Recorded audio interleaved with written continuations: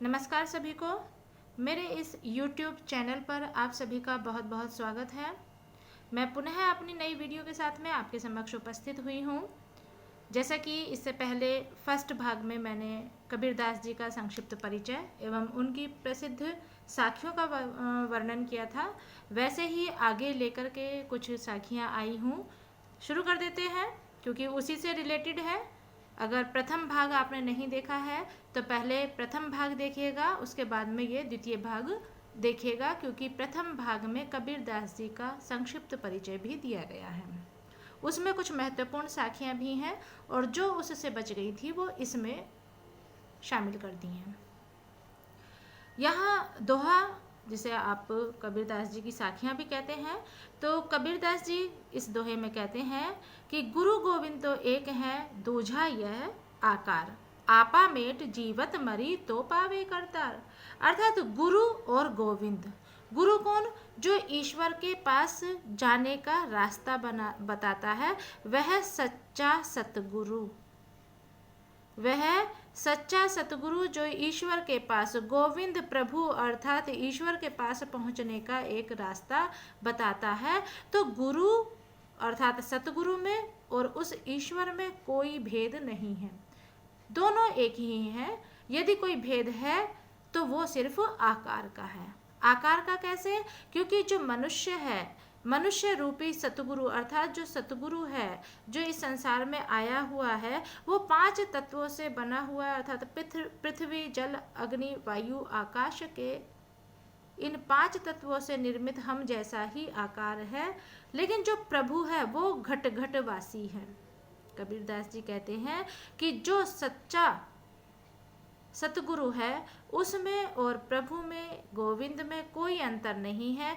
यदि अंतर है तो सिर्फ और सिर्फ आकार में है, क्योंकि वो पार ब्रह्म परमेश्वर घट घटवासी है और जबकि गुरु इस संसार का मृत्यु लोक का वासी है और वो एक आकार रखता है, एक आकृति मनुष्य देह रखता है।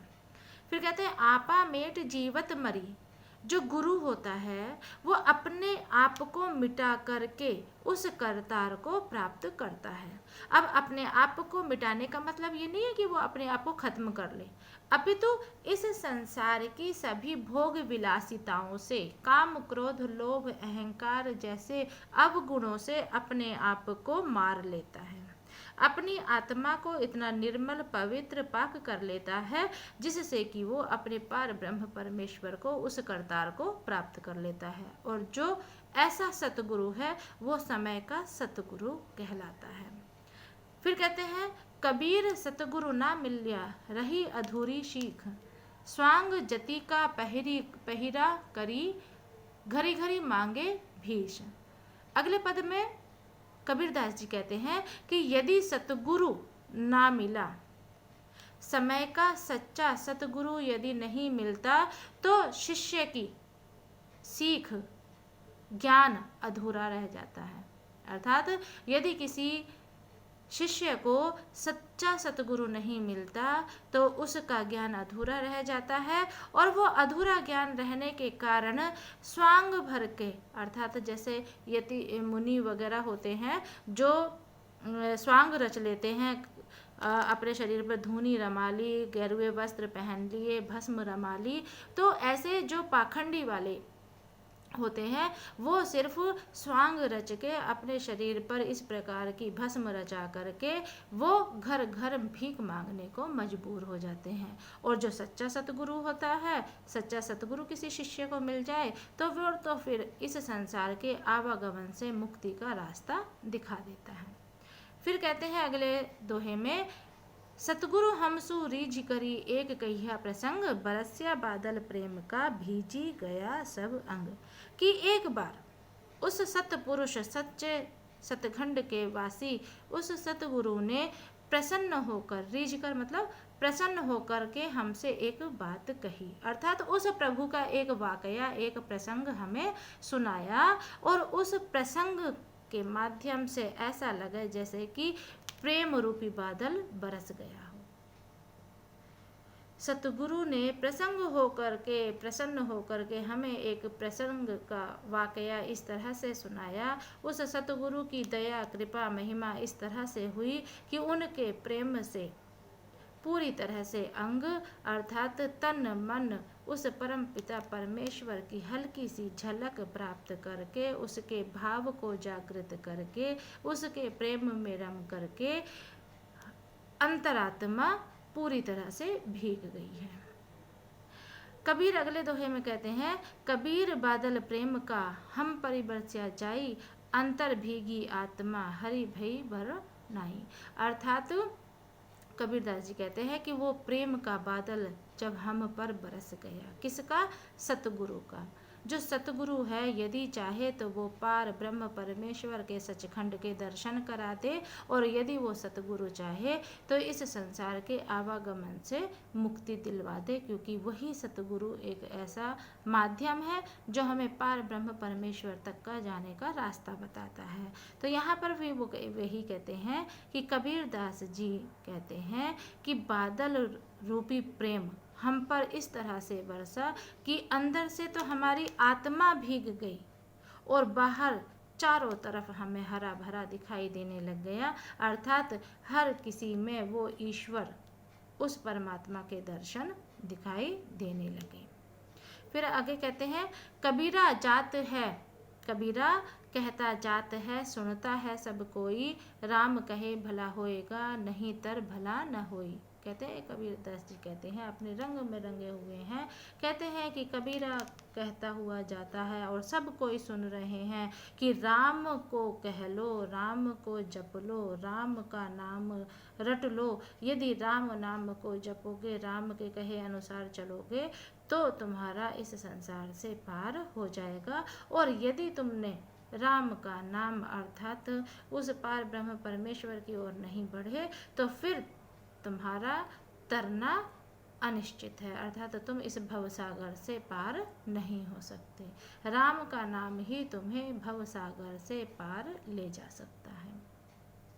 आगे कहते हैं, कबीर कहे मैं कथी गया ब्रह्मा महेश, राम नाम तत्सार है सब कहूँ उपदेश। कबीरदास जी कहते हैं कि मैं भी कहता हूँ राम है, अर्थात पार ब्रह्म परमेश्वर है, मैं भी उसका सिमरन करता हूँ। ब्रह्मा जी भी बैठे हुए हमेशा ध्यान लगाए रहते हैं, महेश जी भी बैठे हुए अर्थात शिव जी भी बैठे बैठे ध्यान लगाए रहते हैं। अर्थात ब्रह्मा विष्णु महेश जिस के ध्यान अंतर मन में ध्यान लगाए रहते हैं, उसी का मैं ध्यान लगाए रहता हूँ। अर्थात जिसका ये तीनों शक्तियाँ ब्रह्मा विष्णु महेश भी ध्यान लगाए हुए हैं, मैं भी ध्यान लगाए हुए हूँ, वो कौन है? राम है। वो पूरा सार कौन है? राम का नाम है। राम का नाम ही ब्रह्मा विष्णु महेश जप रहे हैं, उसका नाम ही मैं जप रहा हूँ। सबके उपदेशों में यही है कि राम नाम उस पार ब्रह्म परमेश्वर का नाम ही सर्वोपरि है। फिर कहते हैं, तू करता तू भया, मुझ में रही न हूँ, बारी फेरी बली गई, जित देखूं तित तू। कि मैं तू कर रहा था, किसको? परमेश्वर को, अपने ईश्वर के लिए मैं तू कर रहा था। तुम ही हो, तुम ही हो, तुम ही हो, अर्थात तो उसका नाम लेते लेते कब मैं वैसा हो गया पता ही नहीं चला। अर्थात तू करते करते उस पार ब्रह्म का नाम लेते लेते मैं उसके समान हो गया और मुझ में जरा भी हूँ ना रही, अर्थात मैं ना रही। मैं मतलब अहंकार, कि मेरे अंदर अहंकार का जो एक दंभ था, घमंड था, दर्प था, वो नष्ट हो गया। मैं इतना पाक पवित्र हो गया कि मुझे हर वक्त हर जगह पर वही वही दिखाई देने लगा कि तू कि बारी फेरी बली गया, कि बार बार उसका दर्शन करते करते मुझे जहाँ देखो वहाँ तित तू ही दिखाई देता है, अर्थात उस पार ब्रह्म परमेश्वर के ही दर्शन होते हैं। आगे अगले पदों में कहते हैं, ना गुरु मिलिया न शिष्य भया, लालच खेलिया डाव, दुन्यू बूढ़े धार में चढ़ी पाथर की नाव। कि यदि गुरु की महिमा है कि यदि गुरु नहीं मिला सच्चा, ना गुरु मिलिया न शिष्य भया, ना तो कोई अच्छा गुरु मिला, ना तो कोई अच्छा गुरु मिला और ना ही कोई अच्छा शिष्य भया। दोनों किसमें, लालच के खेमे में पड़े रहे। और जब गुरु और शिष्य लालच में पड़े हुए हों, जैसे कि एक अभी कल वाले पद में आया था कि अंधा अंधा ठेलिया, कि अंधे को अंधा क्या रास्ता दिखाएगा, दोनों को दोनों कूप पड़ंत, कि वो कुएं में जा कर के ही गिरते हैं। उसी तरह से कहते हैं कि जिसका गुरु सतगुरु उच्च कोटि का नहीं है, जिसने उस पार ब्रह्म परमेश्वर को प्राप्त नहीं किया है और उसको फिर उचित शिष्य भी नहीं मिला है, दोनों के दोनों लालच में पड़े रहते हैं। तो दुनिया बूढ़े धार में, दोनों ही धार के अंदर, अर्थात इस संसार में जो मोह की, ममता की, सांसारिक सुख सुविधाओं की, भोग विलासिताओं की जो एक धारा बह रही है, उसमें चढ़ करके पाथर की नाव, वो पत्थर रूपी नाव पर चलता है, वो पार नहीं उतर सकता। फिर कहते हैं भली भई जो गुरु मिल लिया, नहीं तर होती हानि, दीपक दृष्टि पतंग जो पड़ता पूरी जानी। कहते कि भला हुआ जो मुझे गुरु मिल गया, यदि गुरु नहीं मिलता तो मैं तार अर्थात पार नहीं हो सकता था। गुरु के सहयोग से ही मैं भवसागर से पार हुआ हूँ। क्यों? दीपक दृष्टि पतंग जो, जैसे जो पतंगा होता है, पतंग की दृष्टि किस पर होती है? दीपक पर होती है। और दीपक की प्रेम में वो इतना लीन होता है कि बार बार उसी पर मंडराता रहता है, उसी पर जा कर के वो फिर जाता है, उसी के लिए वो अपने आप को समर्पित करता है। वैसे ही जब मुझे भला सचखंड का वासी सतगुरु मिला तो उसने मुझे इस भवसागर से पार कर दिया।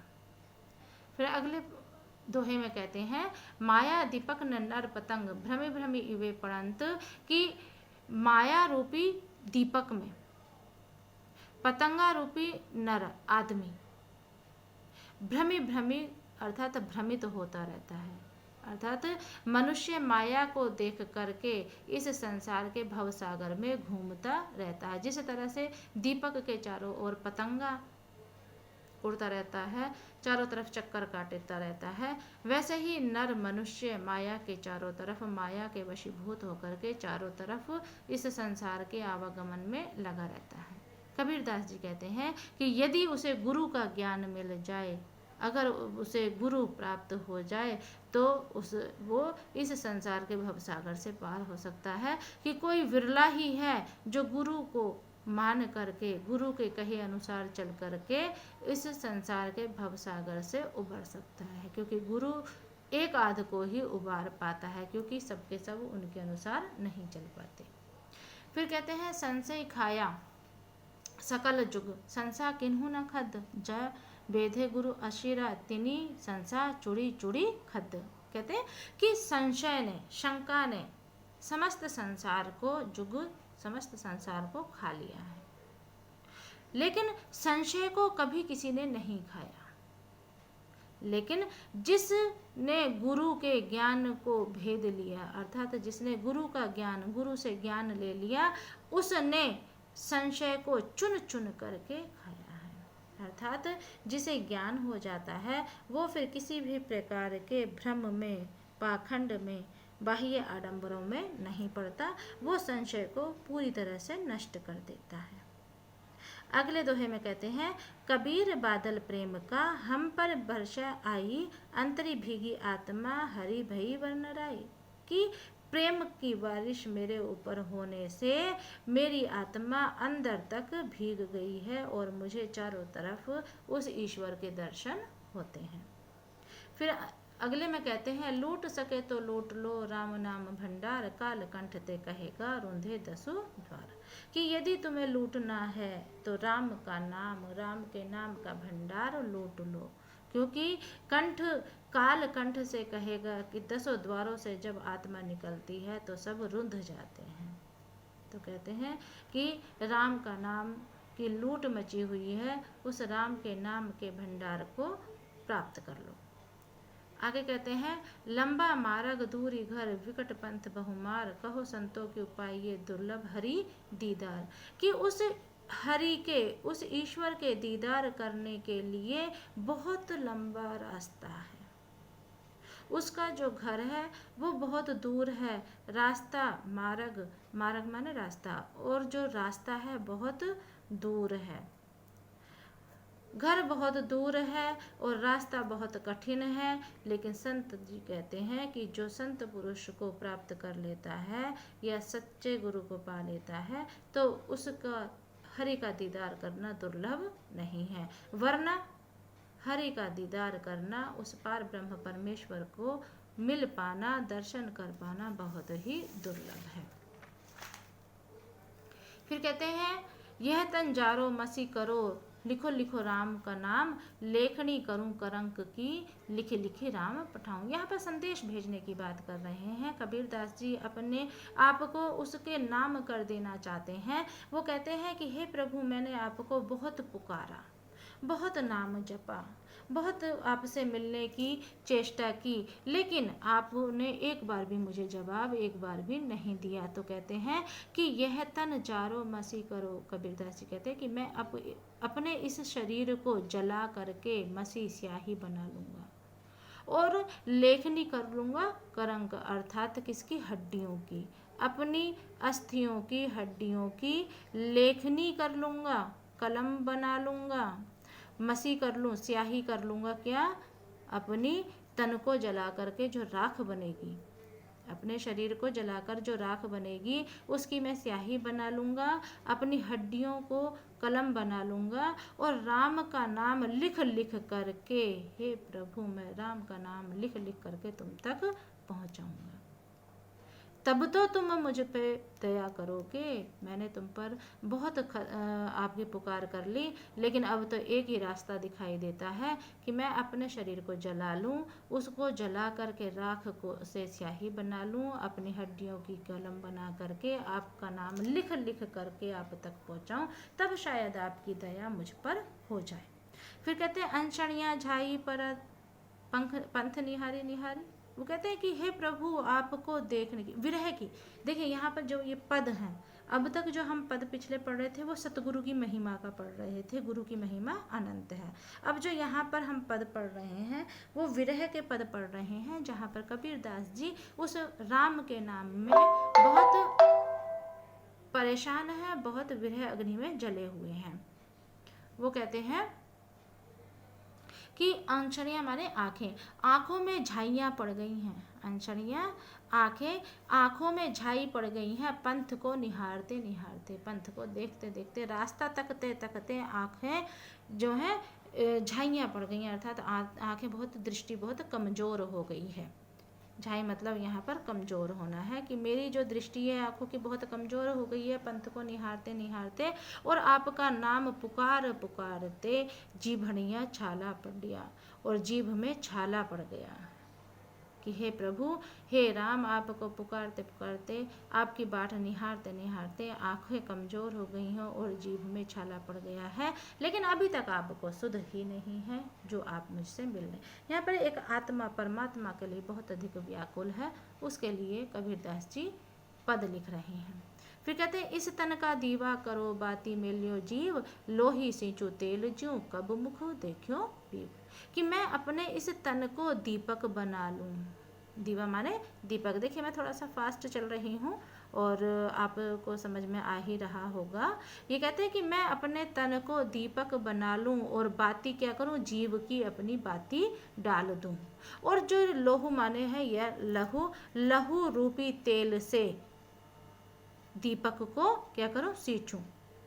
और कब मुख देखो पीब, कि मैं अपने शरीर को दीपक बनाकर उसमें अपने इसकी जीव की बाती अर्थात श्वासों की बाती डाल करके और अपने शरीर के लहू का तेल डाल करके, तेल बना करके उस ईश्वर का दर्शन करना चाहता हूँ।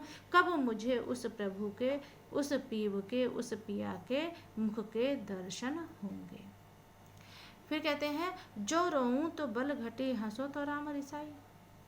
कि मैं उस प्रीतम से इतना प्रेम करता हूँ कि अगर मैं रोता हूँ तो मेरा बल घटता है, मैं हंसता हूँ तो ईश्वर की, राम की हंसी है।